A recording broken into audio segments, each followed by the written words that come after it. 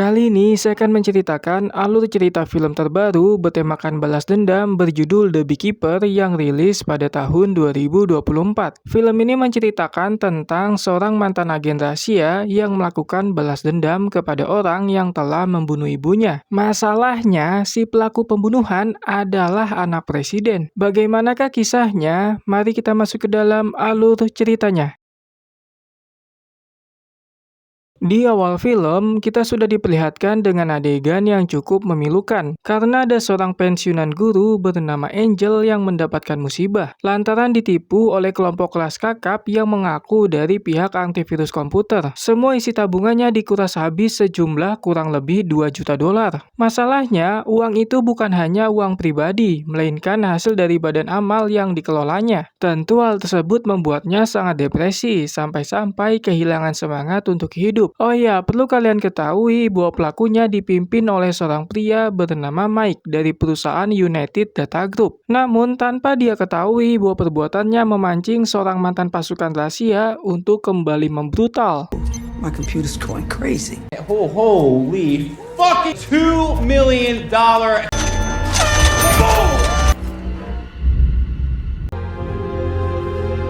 What did I do? Mantan pasukan rahasia yang dimaksud adalah pria ini yang sekarang bekerja sebagai peternak lebah. Dia bernama Jason yang memiliki hubungan baik dengan Angel layaknya seorang ibu dan anak. Jason berniat memberikan sebuah hadiah berupa madu yang kebetulan sekali habis panen meskipun tidak banyak. Namun, sesampainya di sana, keadaan rumah nampak gelap gulita, tidak seperti biasanya. Tentu tingkat kewaspadaannya langsung naik. Dan tiba-tiba... Is this Parker?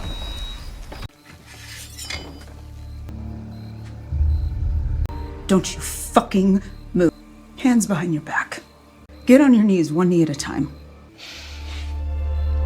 Jason disergap oleh seorang FBI bernama Lisa, anak dari Angel yang baru pulang dari masa dinas. Betapa kagetnya mereka melihat sang ibu telah tiada dikarenakan oleh sebuah pistol. Sudah jelas bahwa Jason akan dijadikan sebagai tersangka atas kasus pembunuhan. Pada saat itu juga, polisi sudah berdatangan untuk melakukan olah TKP. Meski sudah mengatakan sejujurnya, dia harus tetap dibawa ke kantor kepolisian buat diinterogasi lebih lanjut. Perlu kalian ketahui bahwa kematian Angel disebabkan bunuh diri karena uang tabungan sejumlah 2 juta dolar telah dibobol oleh Mike. Come on.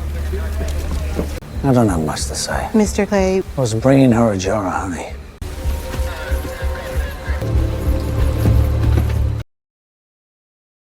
Besok paginya, Jason diantar pulang oleh pihak kepolisian karena memang tidak terbukti bersalah setelah diperiksa lebih lanjut. Tidak ada satupun sidik jari yang mereka temukan, baik itu di TKP maupun di jasad korban. Tak lama, Lisa meminta maaf karena doi sudah mengetahui fakta yang sebenarnya, yaitu perihal bunuh diri yang dilakukan oleh sang ibu setelah uang di tabungan raib tak tersisa. Lisa baru mengetahuinya setelah melihat laptop yang menampilkan bukti laporannya. Kemudian doi mengajaknya minum bersama sebagai wujud permohonan maaf. Disinilah rasa amarahnya keluar karena berjanji akan mengadili para pelaku meski FBI tidak menemukan satupun petunjuk. Mendengar hal itu, Jason masih terlihat tenang, lalu izin pamit pergi karena harus mengurus sarang lebah. Namun, apakah dia benar-benar melakukannya? Tentu tidak, karena Jason hanya mengambil alat komunikasi khusus di salah satu sarang dan langsung menghubungi mantan rekannya sewaktu masih menjadi pasukan rahasia, di mana artinya dia akan melakukan balas dendam terhadap pelaku yang secara tidak langsung telah membunuh Angel. She got scammed. Got every penny, maxed out all her cards. I need to take care of the hive. Even the FBI can't find these people. Tak butuh waktu lama bagi organisasi pasukan rahasia untuk mendapatkan informasi yang mereka inginkan. Jason langsung bersiap-siap untuk melakukan balas dendam. Dan sesampainya di sana, sudah ada 2 orang pihak keamanan yang menjaga gedung itu. Sepertinya mereka bukanlah security biasa, melainkan orang terlatih yang dididik untuk melakukan baku hantam. Meski begitu, mereka tidak ada apa-apanya di hadapan Jason, karena inilah yang terjadi. This United Data Group, you know what they do here? You aware this is a criminal outfit? Dua orang penjaga itu bisa dikalahkan dengan sangat mudah. Kemudian Jason masuk ke dalam gedung United Data Group untuk memperingatkan semua orang yang ada di dalam bahwa mereka adalah kelompok orang-orang bejat yang telah mencuri uang dari masyarakat yang gaptek akan perkembangan teknologi. Sebagai karma yang harus mereka terima, maka gedung tempat itu akan dibakar dan semua orang diminta untuk bertobat. Atau jika tidak, mereka akan dibunuh satu persatu secara tragis. Tentu ancaman tersebut membuat mereka sangat takut sampai-sampai berlarian keluar untuk menyelamatkan diri masing-masing. Sedangkan Jason harus kembali berhadapan dengan para jongos yang jumlahnya lebih banyak. Lalu yang terjadi... Gas! You fucking psycho! What the fuck you think you're doing?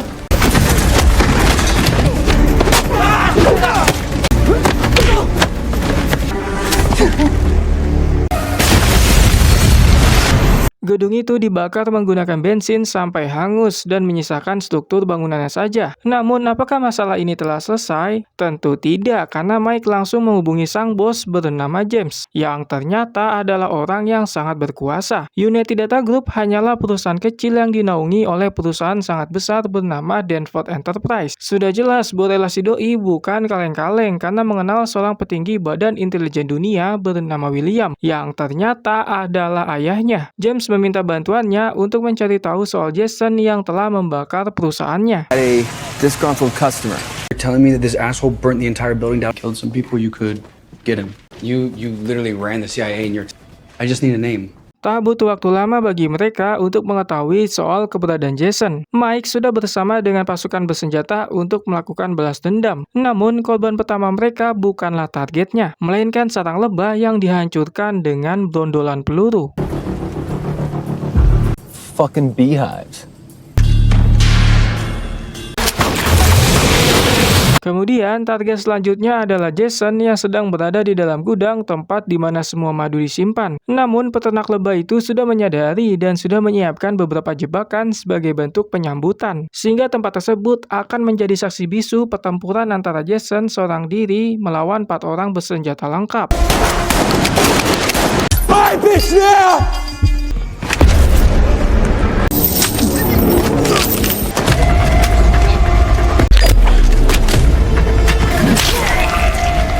Tiga orang sudah dikirim ke lobi dengan cara yang cukup membrutalkan. Hanya tersisa Mike seorang yang sengaja dibiarkan hidup sedikit lebih lama. Namun tidak dalam keadaan sehat walafiat, melainkan ada bagian tubuh yang harus menjadi kompensasi yang ternyata...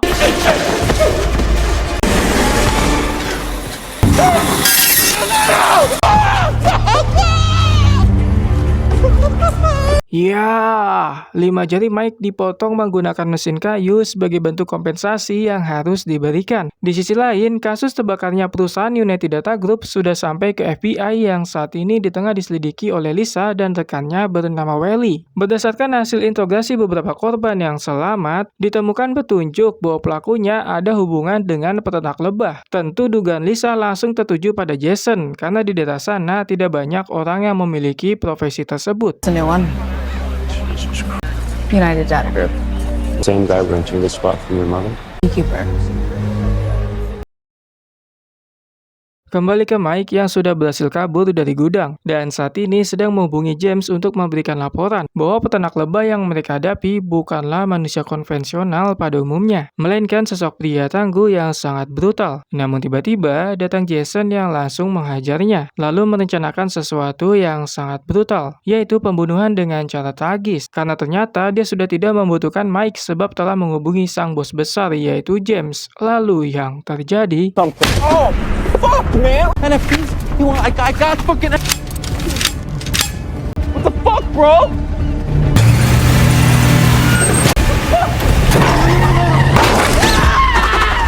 Mike harus meninggoy dengan cara yang cukup tragis, yaitu ditenggelamkan ke laut menggunakan mobil. Sebagai bos, tentu James sangat murka, lalu memaki-maki dan berjanji akan melakukan balas dendam untuk kematian semua anak buahnya. Namun, Jason tidak gentar sedikit pun dan akan menunjukkan balas dendam yang sebenarnya. Di sini dia belum mengetahui bahwa James memiliki backingan yang mengerikan, yaitu William, si petinggi badan intelijen dunia. You have the pleasure of speaking with. It's fuck you, Mr. Fuck you, and you better fucking remember. You are fucking with forces that you cannot comprehend. I'm about to show you.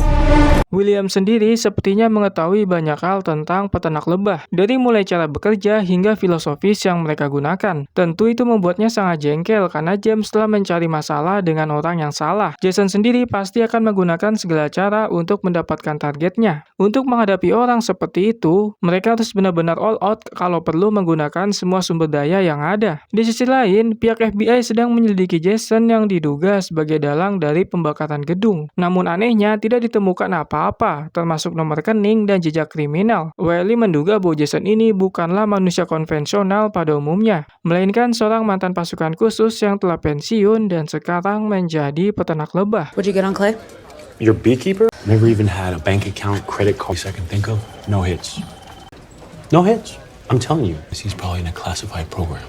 Kemudian kita mendapatkan informasi yang sangat mencengangkan, yaitu James yang ternyata adalah anak dari ibu presiden saat ini bernama Jessica. Jessica meminta kepada petinggi Badan Intelijen Dunia yaitu William untuk melindungi anaknya dengan imbalan jabatan yang lebih tinggi. Saat itu juga William menghubungi petinggi CIA bernama Janet untuk membantunya dalam menghadapi Jason si peternak lebah. Mendengar kata si peternak lebah membuat Janet sangat kaget karena mengetahui bahwa orang ini sangatlah berbahaya. Bahkan lebih bahaya dari satu batalion pasukan biasa. Oh ya, perlu kalian ketahui bahwa hubungan antara William dengan Jessica adalah sebagai mantan suami dan istri. Dan Jason belum mengetahui bahwa musuhnya kali ini adalah anak presiden, orang nomor 1 di negaranya. Why are you calling me on the never call this line? I need help, Janet, not jokes. I'm a beekeeper. What's the body count? 7 to Malam harinya, Janet menghubungi William untuk memberitahu bahwa agen terbaik mereka telah dikirim untuk membunuh Jason. Tentu ini adalah sebuah ancaman besar buat Jason yang saat ini sedang diserang oleh agen tersebut dengan cara yang sangat brutal. Tapi bukan peternak lebah yang sangat hebat namanya jika tidak bisa memberikan perlawanan. Namun harus diakui bahwa Jason cukup dibuat kewalahan oleh agen tersebut. Sampai akhirnya...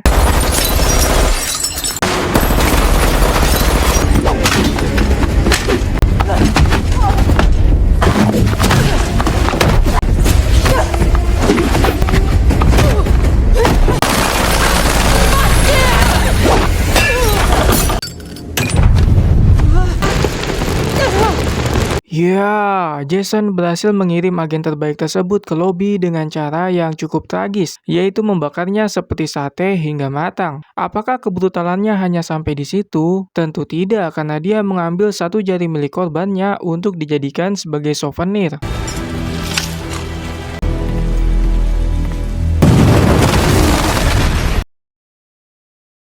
Berita kematian agen itu sudah didengar oleh Janet yang langsung mengundurkan diri untuk membantu William. Dia tahu bahwa konsekuensi menghadapi Jason sangatlah besar sehingga tidak ada satupun pasukannya yang ingin mengambil pekerjaan ini meskipun hadiahnya besar. Situation and have decided to remain. You're on your own. Namun, apakah William akan diam begitu saja? Tentu tidak, karena Doi langsung mengumpulkan semua agen rahasia yang telah pensiun untuk kembali bertugas. Yang jadi masalah adalah semua pensiunan ini tidak diberikan informasi yang utuh, karena William hanya menjelaskan bahwa ada seorang mantan agen yang melakukan pembunuhan sangat brutal yang melibatkan agen yang masih aktif. Persoalan penyebab Jason melakukan semua itu tidak dijelaskan olehnya, yang artinya bahwa William adalah pejabat bejat seperti oknum-oknum yang ada di tanah air tercinta kita. Doi hanya mementingkan kepentingan pribadi dengan embel-embel kepedulian terhadap masyarakat. It appears that a retired able to kill him before. Mr. Paris, you should get your people moved. Kembali ke Jason yang menggunakan jari tangan si agen untuk mengakses tempat persembunyian yang biasa disinggahi oleh pasukan rahasia yang masih aktif. Di sana dia melakukan persiapan untuk peperangan selanjutnya, sembari mencari tahu perusahaan phishing milik James yang ternyata terletak di Boston bernama Nine Star. Namun sialnya anggota FBI sudah menduga tempat itu melalui Lisa yang memiliki kecerdasan di atas rata-rata. And we believe that he's on his way to Boston, if not Nine Star United.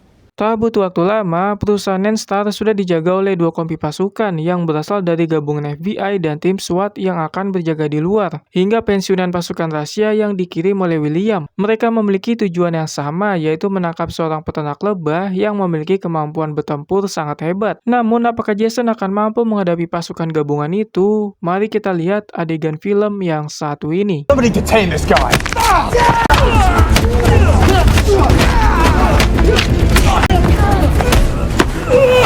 Don't shoot! Don't shoot! Ya, sudah jelas bahwa Jason berhasil melumpuhkan pasukan gabungan milik pemerintah dengan sangat mudah. Kini dia harus berhadapan dengan pensiunan pasukan terbaik yang dikirim oleh William. Tentu ini akan menjadi pertempuran yang sangat berat, karena lawannya kali ini adalah tentara terlatih yang memiliki kemampuan bertempur cukup hebat. Peperangan yang mereka lakukan pasti akan sangat menegangkan karena dilakukan di dalam gedung. Sampai akhirnya...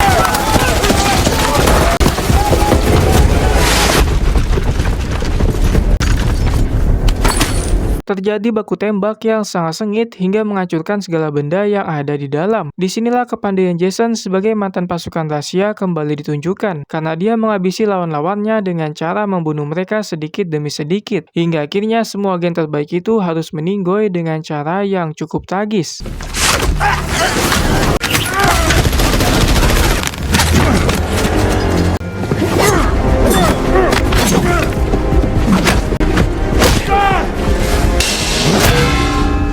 Dua masalah selesai, muncul masalah lagi karena kepolisian Boston sudah sampai di TKP dan langsung melangkah masuk. Tentu Jason tidak akan tinggal diam, melainkan akan melakukan sesuatu yang membuat mereka akan menyesal telah ikut campur ke dalam masalah ini. Lalu yang terjadi... You done? Reload! Ya, semua polisi Boston benar-benar dibuat menyesal karena sebagian dari mereka ada yang meninggoy. Kini Jason hanya perlu menanyakan perihal alamat James, si bos besar yang mendirikan perusahaan phishing ini. Dengan sedikit treatment berupa pukulan di bagian-bagian vital yang menimbulkan rasa sakit yang begitu pedih, tangan kanan James akhirnya memberitahu soal alamat sang bos. Di sini Jason juga sudah mengetahui bahwa James ini adalah anak dari Jessica sekaligus presiden di negara ini. Namun apakah itu membuatnya takut? Tentu tidak, karena dia semakin bersemangat demi membasmi anak pejabat yang suka merugikan rakyat. No, please! Stop! I will! I told you they were untouchable. Sekarang PR yang harus dilakukan adalah keluar dari gedung itu karena polisi setempat bersama FBI terus berdatangan. Welly adalah orang yang akan mencegahnya, namun Jason dapat dengan mudah melumpuhkannya lalu pergi dari sana. You okay? Keesokan paginya, di sebuah hotel yang ada di tengah pulau, sedang diselenggarakan acara ulang tahun Sekretaris Kabinet atau Seskap. Di sana akan hadir seluruh pejabat penting seperti William, Jessica, bahkan James. Diketahui bahwa biaya inap semalam menyentuh ratusan juta, dan kemungkinan besar biaya itu berasal dari APBN yang salah satu sumbernya dari pajak rakyat. Acara sebesar itu tentu dijaga sangat ketat oleh ratusan pihak keamanan, yang terdiri dari pasukan khusus. Bahkan ada juga pembunuh bayaran terbaik yang telah disewa oleh William dan James. Jelas tujuannya adalah untuk melindunginya dari Jason yang saat ini sedang menuju ke sana. Absolutely fucking terrifying. Yeah. How'd you best this out, huh? Hey, this is the fucking beekeeper! Untuk sampai ke gedung utama bisa dibilang sangat sulit karena di depan pintu masuk penjagaan keamanan sangatlah ketat. Satu persatu mobil diperiksa secara detail dari mulai isi bagasi hingga bagian kolong mobil. Namun bukan Jason namanya jika tidak bisa melumpuhkan satu penjaga untuk melakukan penyamaran.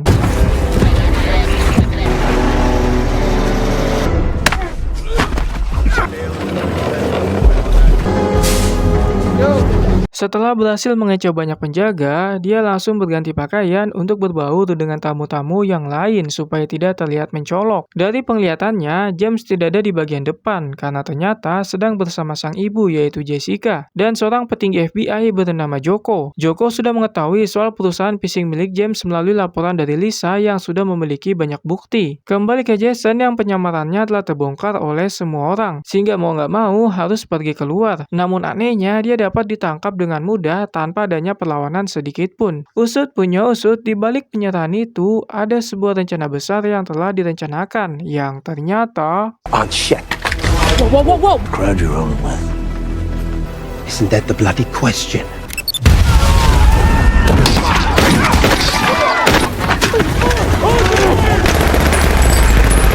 Ya, rencana itu adalah peledakan banyak bom sehingga fokus semua orang menjadi teralihkan. Tentu kesempatan itu digunakan oleh Jason buat melakukan perlawanan dengan saling adu tembak. Mungkin terlihat sangat tidak logis karena satu orang melawan banyak sekali pasukan khusus yang berjaga. Namun ini adalah Jason, seorang mantan agen rahasia yang memang dilatih untuk melawan puluhan hingga ratusan orang.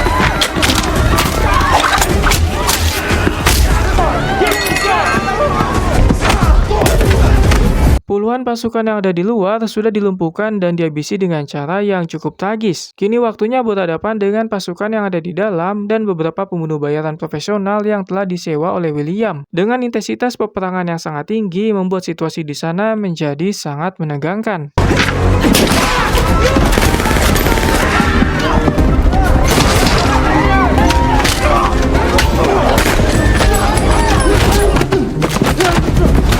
Dari banyaknya pasukan dan pembunuh bayaran yang diturunkan, tidak ada satupun yang mampu membuat Jason benar-benar terdesak, karena semua lawan yang ada di depannya bisa dilumpuhkan meski hanya menggunakan tangan kosong.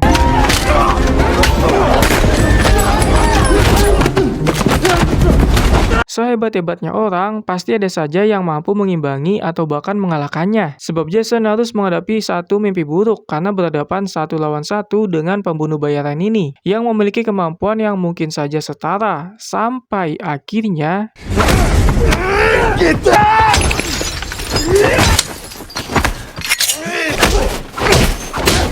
Ya, pembunuh bayaran itu benar-benar mampu membuatnya terdesak sampai-sampai terkena beberapa pukulan hingga tusukan di bagian pinggang. Untungnya luka itu tidak fatal sehingga Jason masih mampu memberikan perlawanan. Namun kali ini dia benar-benar mengeluarkan segenap kemampuannya untuk menghadapi lawan yang satu ini. Sampai akhirnya...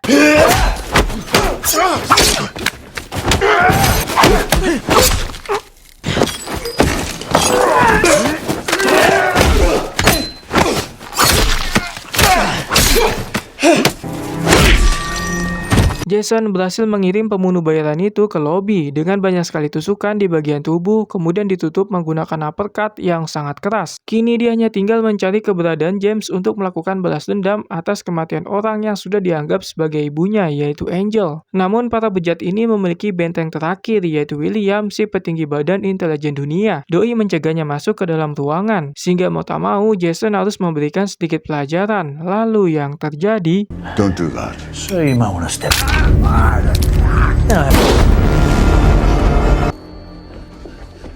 Jason masuk ke dalam ruangan dan menemukan James yang sedang menodong kepala ibunya sendiri. Sebagai teori ancaman agar Doi tidak dibunuh. Bersamaan dengan hal tersebut, Lisa dan Welly telah tiba di sana untuk menghentikannya agar tidak membunuh James, karena si bejat ini harus diadili menggunakan hukum. Tapi tiba-tiba...